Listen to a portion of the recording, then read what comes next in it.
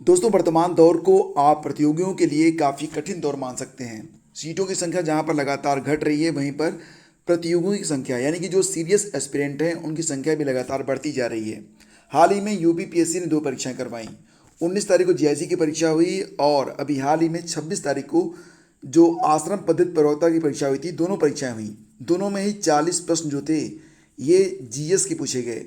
और जिन लोगों ने जीआईसी की आंसर की देखी थी, वो लोग आज प्रवक्ता के लिए, जो आश्रम पद्धति प्रवक्ता के लिए 40 प्रश्न पूछे गए थे, उसको भी देखेंगे तो उन्हें अनुमान स्वतः ही लग जाएगा कि अब जो प्रश्नों का पूछने का तरीका था वो परंपरागत नहीं रह गया है और अब आपको एक नए तरीके से स्टडी करनी होगी। फिलहाल आज के वीडियो में हम 26 सितंबर को संपन्न हुई आश्रम पद्धति प्रवक्ता भर्ती परीक्षा के 40 प्रश्नों को डिस्कस करने जा रहे हैं। सभी प्रश्न बहुत ही इंपॉर्टेंट हैं for all the upcoming exams. और प्रश्नों का प्रारूप आप ध्यान से देखिएगा कि अब प्रश्न जो हैं वो किस प्रकार से पूछे जा रहे हैं। और अगर आप सीरियस एस्पिरेंट हैं फ्रेंड्स, गंभीरता से प्रतियोगी परीक्षाओं की तैयारी कर रहे हैं, तो मैं आपको यही राय दूंगा कि जीआईसी का जो पेपर मैंने हल कराया था उसको भी एक बार आप लोग देख लीजिएगा, अगर आपने उसको देखा नहीं था। और जितने भी प्रश्न मैं आपको दूंगा, यहाँ पर दिखाऊंगा, तो वो सारे प्रश्न अगर आपको पता है तो ठीक, नहीं पता है तो नोट कर लीजिएगा, क्योंकि ये प्रश्न रिपीट होने की थोड़ी सी संभावना तो बन रही है, या फिर सेम पैटर्न पर आपसे प्रश्न पूछे जा सकते हैं। तो पहला क्वेश्चन देखते हैं। देखो, प्रश्न पूछा गया था कि निम्नलिखित में से कौन सा एक सही सुमेलित है। अब यहाँ पर देखो, ऑक्सीजन युक्त प्रकाश पोषी जीव, उच्च पौधे एवं सूक्ष्म जीव, प्रकाश संश्लेषक जीव केवल प्रकाश में ही श्वसन करते हैं, नाइट्रोजन गैस रूप नाइट्रोजन का अस्थिर, एनामॉक्स नाइट्रेट का गैसीय नाइट्रोजन में रूपांतरण। तो डेफिनेटली ये बहुत ही हार्ड लेवल का क्वेश्चन होगा आपके लिए भी और मेरे लिए भी है। फिलहाल अगर इसका जो इंग्लिश अनुवाद है अगर उसको देखें हम, तो थोड़ा सा आपको यहाँ पर आसानी हो सकती है। और यहाँ पर जो सही आंसर मुझे प्रतीत होता है वो आंसर डी लगता है, ऑप्शन डी इसका करेक्ट होगा। एनामॉक्स के बारे में जो जानकारी मिलती है वो यही होता है कि एनामॉक्स के द्वारा conversion of nitrate to gases nitrogen होता है। तो यहाँ पर डी विकल्प यहाँ पर सही हो सकता है आपका। इसके बाद क्रम से आगे बढ़ते हैं, जहाँ पर जरूरत पड़ेगी हम वहाँ पर आपको इंग्लिश जो वर्जन है उसको दिखाते हुए आगे बढ़ेंगे। अगला क्वेश्चन क्या है, ग्रेट इंडियन बस्टर्ड यानी कि सोन चिड़िया के कृत्रिम प्रजनन के लिए स्थापित किया गया संरक्षण प्रजनन केंद्र कहाँ पर अवस्थित है। ये प्रश्न जो है ये 2020 का प्रश्न है, हालांकि मैंने इसको करवाया था करंट अफेयर के अंतर्गत, और इसका सही आंसर हो जाएगा ऑप्शन सी यानी कि जैसलमेर। निम्नलिखित आकृति में लुप्त संख्या ज्ञात करिए। तो यहाँ पर आप देखिए और लुप्त संख्या क्या होगी। तो देखो फ्रेंड्स, यहाँ पर बहुत ही आसान है। सबसे पहले तो आपको यहाँ पर क्या कर देना है, जैसे कि 5 है, 3 है, 2 है और 34 है, निकालो इसको। ये हो जाएगा 25, स्क्वायर कर लेते हैं 9 हो जाएगा, फिर 4 हो जाएगा, ऐड कर लेते हैं और 4 घटा देंगे तो आपका आ जाएगा यहाँ पर 34। उसी प्रकार से यहाँ पर देखते हैं 1, फिर हो जाएगा 4, फिर हो जाएगा 64, और टोटल जोड़ देंगे आप तो कितना हो जाता है यहाँ पर, तो ये 69 हो जाएगा, 4 घटाएंगे तो 65 आ जाएगा। इसी प्रकार से इसको भी हल करेंगे, आंसर आ जाएगा आपका ऑप्शन ए यानी कि 30। नेक्स्ट, उत्तर प्रदेश से किस शहर को काली नगरी कहा जाता है। ये प्रश्न आसान था, भदोही। उसके बाद है कि भारत की जनगणना 2011 के अनुसार उत्तर प्रदेश की कितनी प्रतिशत जनसंख्या ग्रामीण क्षेत्र में निवास करती है। सही आंसर इसका क्या होगा, 77.7%, विकल्प ए। और अगला था कि निम्नलिखित नदियों में से कौन मकर रेखा को 2 बार पार करती है, 2 बार क्रॉस करती है। तो ये है लिम्पोपो नदी। ठीक है, देखो बात यहाँ पर मकर रेखा की और कर्क रेखा की नहीं, तो मकर रेखा को लिम्पोपो नदी 2 बार क्रॉस करती है। और अगला क्वेश्चन था, देखो यहाँ पर है कि सुमेलित कीजिए तथा सूचियों में दिए गए कूट से सही उत्तर चुनिए। तो सिम्पसन मरुस्थल ऑस्ट्रेलिया, काराकू मरुस्थल तुर्कमेनिस्तान, सिचुरा पेरू और नेगियो इजराइल। तो यहाँ पर सिम्पसन जो है इसी से मैच हो जा रहा है, तो विकल्प ए यहाँ पर सही है। क्यों, क्योंकि बाकी विकल्पों में ए का विकल्प 1 नहीं दिया गया है, तो हम इसी प्रकार से गेस कर लेंगे, इसका आंसर ए होगा। निम्नलिखित में से किस स्तूप में आर्यक स्तंभ की विशेषताएं प्राप्त होती हैं। तो आर्यक स्तंभ के बारे में कोई सही जानकारी हमें प्राप्त नहीं हो पा रही है, और जब मैं वीडियो बनाया हूँ तो मैंने 1-2 जगह सर्च किया और ये प्रश्न मुझे याद भी नहीं था कि आर्यक स्तंभ के बारे में मैंने कभी पढ़ा है, या पढ़ा भी होगा तो भूल गया है, तो आप बताना इसके बारे में। फिलहाल मैं इस प्रश्न को आपको दे रहा हूँ। सतत विकास के लिए शिक्षा पर यूनेस्को का विश्व सम्मेलन मई 2021 में निम्नलिखित में किस देश में आयोजित किया गया था। तो ये आपको याद होगा, मैंने बताया था आपको, ये बर्लिन में हुआ था। बर्लिन कहाँ पर, ये जर्मनी में है। ठीक है, तो सतत विकास के लिए शिक्षा पर यूनेस्को का विश्व सम्मेलन मई 2021 में कहाँ पर हुआ था? जर्मनी में संपन्न हुआ था। अंतर्राष्ट्रीय चावल अनुसंधान संस्थान का दक्षिण एशिया क्षेत्रीय केंद्र ये उत्तर प्रदेश के किस जिले में है? तो यह वाराणसी में है। ऑप्शन ए सही है। खाद्य प्रसंस्करण उद्योग मंत्रालय की एक जिला एक उत्पाद योजना के संदर्भ में सूची 1 को सूची 2 से सुमेलित करिए। अब देखो यहाँ पर खाद्य प्रसंस्करण उद्योग मंत्रालय की जो वन डिस्ट्रिक्ट वन प्रोडक्ट योजना है उसके अंतर्गत उत्पाद और जिला यहाँ पर मैच कराया जा रहा है, तो उसको आपको देखना है। फिलहाल फ्रेंड्स ऐसे प्रश्नों को तो कोई बहुत गंभीरता से लेता नहीं था, लेकिन अब आपको लेना पड़ेगा। जैसे कि अगर बात करें लहसुन के बारे में, तो लहसुन जो है ये कहाँ पर पैदा होता है, तो इसके बारे में मैं बताता हूँ आपको। जैसे कि अगर बात होती है यहाँ पर लहसुन की, तो लहसुन जो है ये लहसुन मैनपुरी में, ठीक है, लहसुन जो है ये मैनपुरी में। इसके बाद एक मिनट, लहसुन मैनपुरी हो गया। प्याज ये गाजीपुर में है। मिर्च का उत्पादन जो होता है ये कहाँ पर होता है? मिर्च का ये देवरिया में है। उसके बाद हल्दी है ललितपुर। तो इस प्रकार से भी अब आपको प्रश्नों को देखना पड़ेगा, थोड़ा सा सीरियसली आपको अब स्टडी करनी पड़ेगी। उसके बाद जीन के भीतर आधार अनुक्रम परिवर्तन क्या कहलाता है? देखो हिंदी तो कंफ्यूज करती है, बायोलॉजी में खासतौर से साइंस के जो प्रश्न होते हैं उसमें हिंदी तो कंफ्यूज करेगी आपको। तो जीन के भीतर आधार अनुक्रम परिवर्तन, इंग्लिश वर्जन क्या कह रहा है इसका कि change in the base sequence with in the gene is called.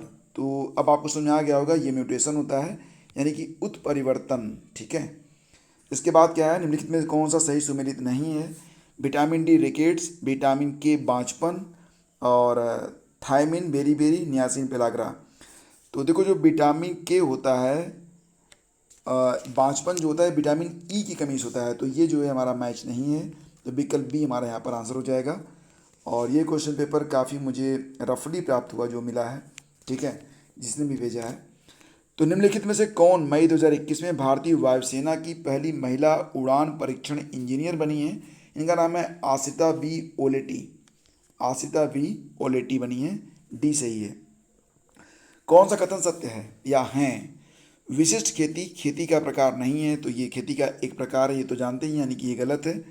और विविध खेती खेती की प्रणाली नहीं है, ये भी है। तो यानी कि न तो एक सही है न तो दो सही है, तो विकल्प डी हमारा होगा, न तो एक नहीं दो। समुदाय का संयोजन, संगठन व विकास का उसके पर्यावरण से संबंधों का अध्ययन क्या कहलाता है? समुदाय का संयोजन, संगठन और संगठन का विकास और उसके पर्यावरण से संबंधों का अध्ययन कहलाता है समपारिस्थितिकी। इंग्लिश वर्जन क्या कहता है इसका? इसका इंग्लिश वर्जन है study of relationships between compositions और organisation and development of communities and their environment is called, इसको क्या कहेंगे आप?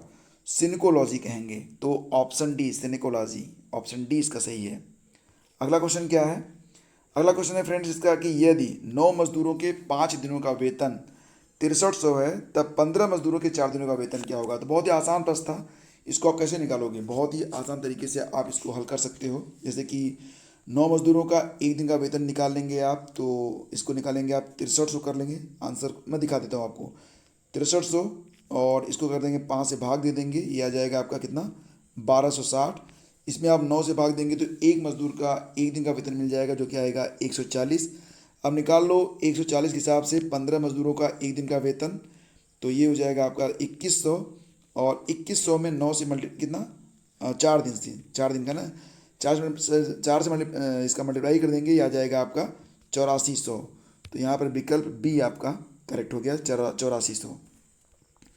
उसके बाद है उत्तर प्रदेश में रानी लक्ष्मीबाई केंद्रीय विश्वविद्यालय झांसी की स्थापना संसद के अधिनियम द्वारा निम्न वर्ष में हुई थी। तो देखो उत्तर प्रदेश से जो प्रश्न पूछे गए हैं काफ़ी पुराने प्रश्न हैं और प्रश्नों को घुमा फिरा के पूछा गया है। इसका आंसर हो जाएगा ऑप्शन बी 2014। निम्नलिखित में कौन एक सही सुमेलित नहीं है?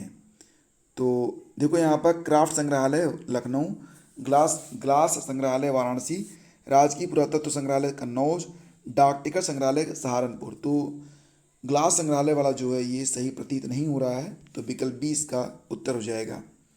सूची 1 को सूची 2 से सुमेलित करिए और सूचियों के नीचे दिए गए कूट का प्रयोग करते हुए सही उत्तर चुनिए। तो यहाँ पर आपको मैच करवाना है, ठीक है। क्वेश्चन नंबर 20 है, और 20 का जो सही आंसर है वो होगा ऑप्शन ए ही सही हो जाएगा इसका, 1 2 3 4, क्योंकि ये बिल्कुल करेक्ट है। ठीक है, जो दिया गया है बिल्कुल करेक्ट दिया गया है। लुजोन जो है इसकी, ये कहाँ पर, प्रशांत महासागर में, मेडागास्कर हिंद महासागर में, ग्रीनलैंड अटलांटिक, और बायफीन आर्कटिक महासागर। तो विकल्प ए ही आपका यहाँ पर आंसर हो जाएगा। जीवा के निम्नलिखित भाग द्वारा मीठे स्वाद का पता लगाया जाता है। तो जैसे ही आप आगे रखते हो पता चल जाता है। तो अग्रभाग, वायुमंडल में निम्न गैस की उपस्थिति के कारण वायु में पीतल फीका पड़ जाता है। तो हाइड्रोजन सल्फाइड H2S, विकल्प बी सही है।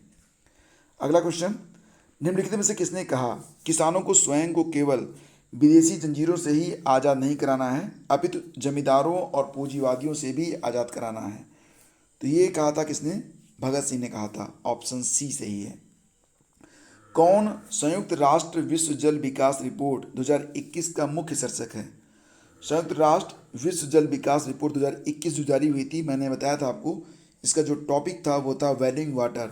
ऑप्शन डी सही है। और सूर सरोवर रामसर स्थल के संदर्भ में निम्नलिखित में से कौन सा कथन सही है या है?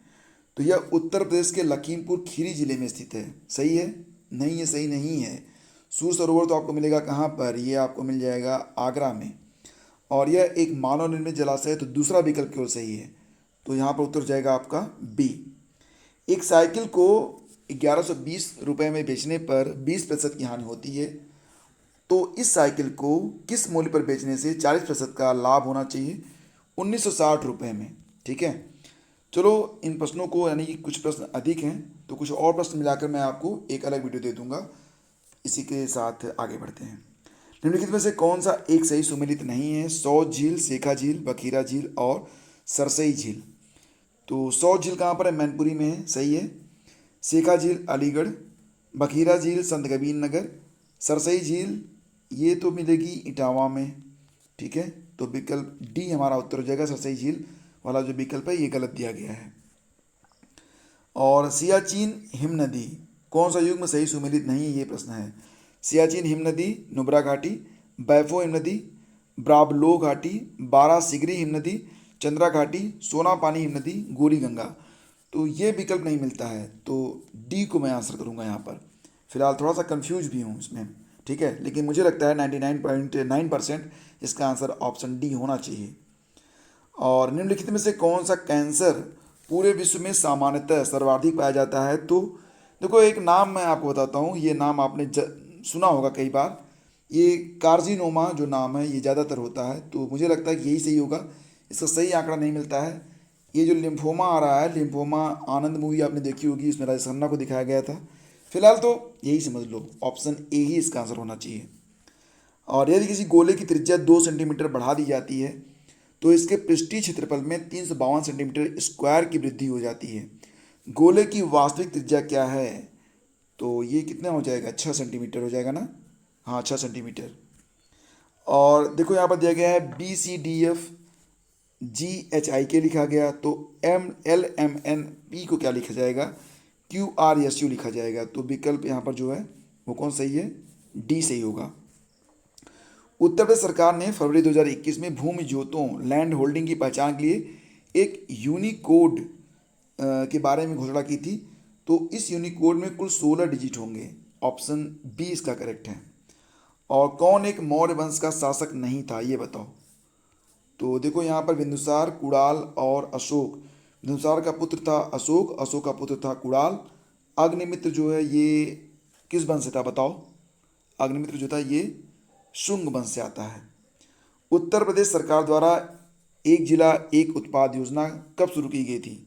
तो योजनाएं जो स्टार्ट हुई हैं उनके बारे में भी प्रश्न है, देखो यहाँ पर। तो फिलहाल इसका आंसर क्या होगा बताओ? 24 जनवरी 2018। अगला क्वेश्चन, भारत के निम्नलिखित में से किस राज्य में नीलगिरी बायोस्फीयर रिजर्व जैवमंडल आगार का विस्तार नहीं है? तो इसका उत्तर हो जाएगा विकल्प बी, यानी कि आंध्र प्रदेश। और सूची 1 को सूची 2 से सम्मिलित करिए और सूचियों के द्वारा नीचे दिए गए कूट से सही उत्तर का चयन करिए। आर्द्रभूमि और राज्य ये कहाँ पर स्थित है? आर्द्रभूमि और राज्य से संबंधित ये प्रश्न है। क्वेश्चन नंबर है इसका 36। और इसका सही विकल्प क्या हो जाएगा? देखो यहाँ पर टम्बाओ, कोराडी, अंसुपा और यार्लपट। तो यहाँ पर देखो क्या हो जाएगा? ये जो विकल्प ए है टम्बाओ, ये तो सिक्किम में हो जाएगा ना, टम्बाओ सिक्किम में। उसके बाद कोराडी, ये कहाँ पर है, महाराष्ट्र में है। फिर अंशुपा आएगा, अंशुपा कहाँ पर है, तो ये उड़ीसा में है। और यारलपट ये मणिपुर में है। तो विकल्प 3 इसका सही हो जाएगा यहाँ पर, ठीक है। तो ऑप्शन सी इसका बिल्कुल करेक्ट है। आइए आगे बढ़ते हैं, अगला क्वेश्चन। निम्नलिखित में से कौन भारतीय रिजर्व की मौद्रिक नीति का एक साधन नहीं है? तो माल और सेवा कर इसका सही आंसर हो जाएगा, विकल्प सी। नेक्स्ट क्वेश्चन, अगला प्रश्न होगा कि तक्षशिला विश्वविद्यालय का निम्नलिखित में से किसने उत्खनन कराया था? फिलहाल यहाँ पर जो विकल्प हैं उसके अनुसार विकल्प बी आपका सही होगा, जॉन मार्शल। और सुभाष चंद्र बोस के राजनीतिक गुरु कौन थे? तो आप जानते ही हैं, इसका उत्तर हो जाएगा सी आर दास। और यदि x तथा y का योग इसके अंतर का 5 गुना है, तब 5xy 2x² minus Y square का मान क्या होगा? तो इसका मान जब आप निकालोगे फ्रेंड्स तो यह जाएगा 3। तो विकल्प सी इसका सही था। तो ये 40 प्रश्न थे और इसमें आपने देखा कि जो प्रश्नों की प्रकृति है वो तेज़ी से बदल रही है। और फ्रेंड्स मैं आपसे फिर से कहूँगा कि अगर आप किसी प्रतियोगी परीक्षा की तैयारी कर रहे हैं और वास्तव में आप गवर्नमेंट जॉब चाहते हैं, तो जितना भी मैं आपको पढ़ाता हूँ करंट अफेयर वो तो आप रोज़ देखा करो, साथ ही साथ जितने जितने प्रैक्टिस सेट मैं आपको देता हूँ उसको भी आप लोग ज़रूर हल किया करो। और जो हमारा टेलीग्राम चैनल है उस पर भी मैं आपके लिए स्टडी मटेरियल देता रहता हूँ, तो दिन में 1-2 बार आप लोग टेलीग्राम को भी चेक कर लिया करो। studyvithgyanprakash.com एक वेबसाइट है, उस पर आपको तमाम स्टडी मटेरियल मिल जाएंगे, एक बार विजिट कर लेना। Thank you so much.